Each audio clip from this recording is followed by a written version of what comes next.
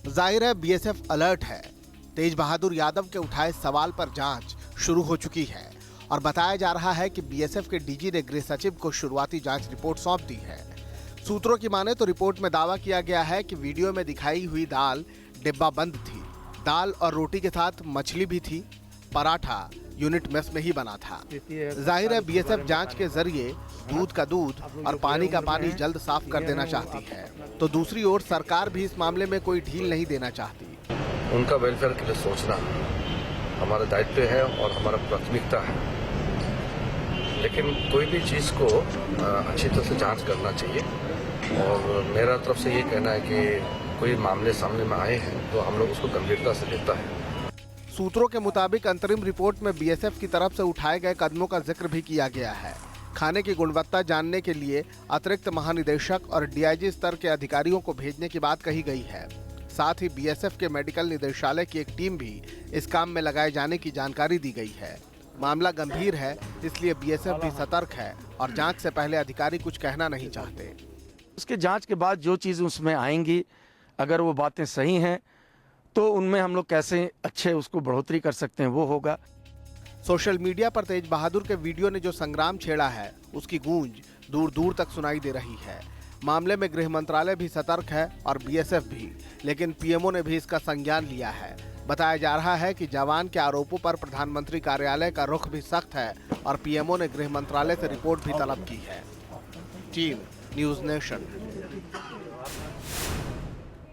चलिए आगे बढ़ते हैं और बात करते हैं उत्तर प्रदेश में समाजवादी पार्टी के संग्राम की, जिसका क्लाइमेक्स जल्द ही सामने आ सकता है। साइकिल की सवारी कौन करेगा, इस पर सस्पेंस बरकरार है। हालांकि मुलायम सिंह यादव ने अखिलेश पर भरोसा जता दिया है। वहीं खबर यह भी आ रही है कि मुलायम सिंह यादव ने लोकदल से मुलाकात की है, जिसमें पार्टी के चुनाव चिन्ह पर रणनीति बन भी गई है। समाजवादी साइकिल पर विवादों के बादल अभी पूरी तरह छटे नहीं हैं। चुनाव आयोग में फैसले की घड़ी का काउंटडाउन शुरू हो चुका है। दोनों खेमों के बीच इस बात को लेकर मंथन का दौर जारी है कि साइकिल मिलेगी तो किसे, और अगर नहीं मिली तो फिर आगे का सफर कैसे तय होगा। चुनाव आयोग के सामने फिलहाल 3 विकल्प हैं। सूबे के मौजूदा सीएम अखिलेश यादव के दावे को सही मानते हुए साइकिल सिंबल उन्हें दे दे। दूसरा विकल्प, समाजवादी पार्टी के संस्थापक मुलायम सिंह यादव के दावे को सही मानकर साइकिल सिंबल उन्हें सौंप दे। तीसरा विकल्प, विवाद बढ़ा और सुनवाई में वक्त लगे तो मौजूदा यूपी चुनावों के लिए साइकिल सिंबल सीज कर दे। और यहीं से शुरू होगी दोनों गुटों के बीच सबसे बड़ी मुश्किल। सूत्रों के मुताबिक खबर यह है कि अगर पार्टी का सिंबल सीज होता है तो मुलायम सिंह कई साल पुराने हल जोतते किसान की मांग करें। सूत्रों से खबर है कि नए चुनाव चिन्ह की तलाश में मुलायम सिंह की बात लोकदल से भी हो चुकी है।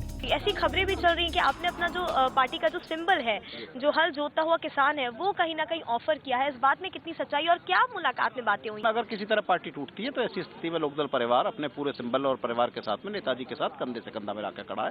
नेताजी इसी परिवार से निकले हैं, इसी के सदस्य रहे विधान परिषद में, विधानसभा में, और चाहते हैं लोकदल परिवार की पुरानी ताकत को फिर से बल दिया जा सके। वहीं खबरें आ रही हैं कि अखिलेश गुट ने साइकिल छूटने की हालत में चुनाव चिन्ह के तौर पर मोटरसाइकिल की डिमांड करने का मन बनाया है।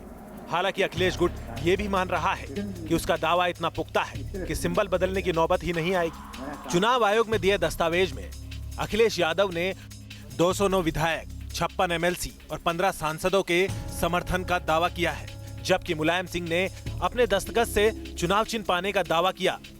मुलायम के सियासी दावों को लेकर कोई भी अनुमान लगा पाना काफी मुश्किल है। ऐसे में कुछ करीबी सूत्र तो ये भी दावा कर रहे हैं कि समाजवादी साइकिल को बचाने के लिए आखिरी लम्हों में मुलायम अखिलेश को वॉकओवर भी दे सकते हैं। Vinod Mishra, news nation, Lucknow. उधर सीमा पार से पाकिस्तान लगातार नापाक साजिश रचता रहा है और हर बार उसे मुंह की खानी पड़ रही है। बावजूद इसके पाकिस्तान अपनी हरकतों से बाज नहीं आ रहा। बाड़मेर और जैसलमेर से लगती सीमा के उस पार पाक की गतिविधियां काफी बढ़ गई हैं। सैन्य सूत्रों की माने तो पाकिस्तान इन दिनों सीमा के उस पार से बंकर की साजिश रच रहा है। सूत्रों के मुताबिक पाकिस्तान अपने पुराने मोर्चों और बंकरों की मरम्मत करवा रहा है, जिसे देखते हुए सीमा पर बीएसएफ अलर्ट मोड पर आ गई है। और खबरें तो ये भी है कि जल्द ही बीएसएफ बॉर्डर के नजदीक अभ्यास भी कर सकती है।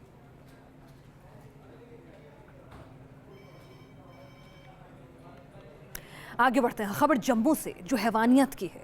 इस तस्वीर ने सबको झकझोर कर रख दिया। बेटे की चाहत में अंधे एक शख्स ने अपनी पत्नी को गर्म प्रेस से इतनी बार दागा कि उसने दम तोड़ दिया। तस्वीर में नजर आ रही इस मासूम के सिर से उसकी मां का आंचल हमेशा के लिए हट चुका है। मां को बड़ी बेरहमी से मार डाला गया। आरोप किसी और पर नहीं बल्कि मासूम के पिता पर ही लगा है। कहा जा रहा है कि पिता ने महज बेटे के लिए मां को मौत के घाट उतार दिया। अभी 13 महीने पहले ही दोनों की शादी हुई थी। 4 महीने की एक छोटी बेटी थी, लेकिन इस बेटी को पिता पसंद नहीं करता था और उसने बेटा नहीं होने पर अपनी पत्नी को टॉर्चर करना शुरू कर दिया। आरोप है कि शख्स ने अपनी पत्नी को गर्म प्रेस से दागना शुरू कर दिया। जख्म बढ़ते गए और एक दिन बेरहमी की सारी सीमाएं टूट गई।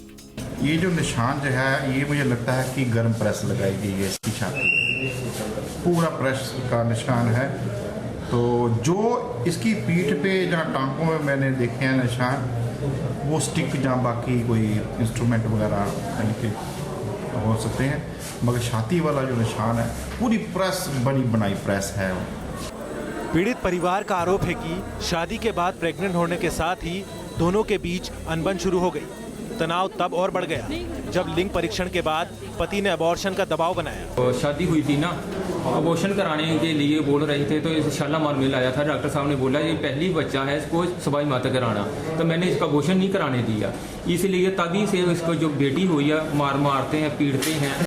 ऐसा नहीं है कि महिला ने अपने ऊपर हो रहे टॉर्चर के बारे में शिकायत नहीं की थी। परिवार वालों के मुताबिक महिला अपनी शिकायत लेकर पुलिस के पास भी गई, लेकिन वहां उसकी कोई सुनवाई नहीं हुई। पुलिस वाले भी आपको पता है सब जगह रिश्वत चलती है। मामा ने रिपोर्ट लिखाई और वो लिखते ही नहीं है। जम्मू मेडिकल कॉलेज के डॉक्टर्स की टीम ने महिला को बचाने की काफी कोशिश की, लेकिन जख्म पुराने थे। इन्फेक्शन इतना ज्यादा था कि दवाओं का जोर नहीं चल पाया और महिला की मौत हो गई। Team news nation.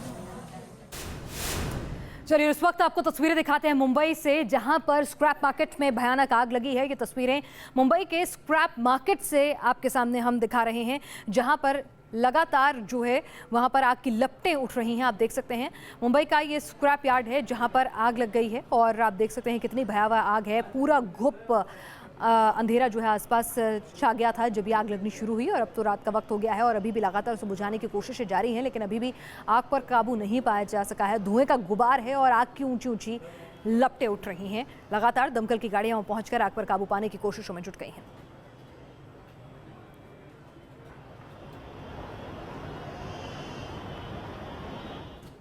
तो ये थी देश और दुनिया की हर बड़ी खबर हर पहलू के साथ नेशन व्यू में।